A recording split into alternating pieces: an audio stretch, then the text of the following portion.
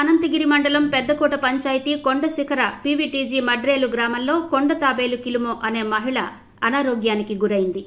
దీంతో ఆమెను సుమారు 9 కిలోమీటర్ల మేర డోలీలో ఆమె కిలోమో భర్త నర్సింగరావు కుమారుడితో కలిసి ఆసుపత్రికి తరలించారు. తులసీలు అనే గ్రామం మీదుగా హుకుంపేట మండలం దుర్గం పంచాయతీ ధారగడ్డ వరకు మోసుకుని వెళ్లారు.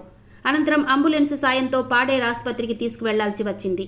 తమ గ్రామంలో 192 మంది జనాభా ఉన్నారని, ఇప్పటికే ఆమెను గతంలో ఓసారి 6 కిలోమీటర్ల మేర డోలీలో కిలుమోను ఆసుపత్రికి తరలించిన విషయాన్ని గుర్తు చేశారు. 2 రోజుల చికిత్స అనంతరం మళ్లీ ఇంటికి తీసుకువచ్చారు.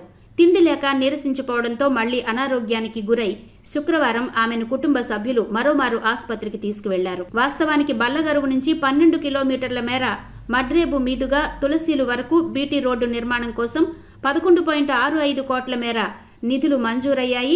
AP deputy CM Pawan Kalyan ఈ పనులకు శంకుస్థాపన కూడా చేశారు. అయితే పనులేవీ ప్రారంభం కాలేదు. దీంతో డోలీల్లోనే జ్వరపీడితుల్ని ఆసుపత్రికి తరలిస్తున్నారు. సరైన రోడ్డు మార్గం లేక గతంలోనూ వైద్యం అందక మార్గ మధ్యంలో కొండతాంబలి చిలక్క అనే మహిళ మృతి చెందిన విషయాన్ని గ్రామస్తులు గుర్తు చేస్తున్నారు.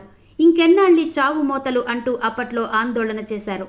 మృతదేహాన్ని సైతం డోలీలో తరలించాల్సి వచ్చింది. మృతుల సంఖ్య పెరుగుతున్న రోడ్డు నిర్మాణాలకు అటవీశాఖ అనుమతులు కావాలని అధికారులు చెబుతుండడంపై గ్రామస్తులు ఆగ్రహం వ్యక్తం చేస్తున్నారు.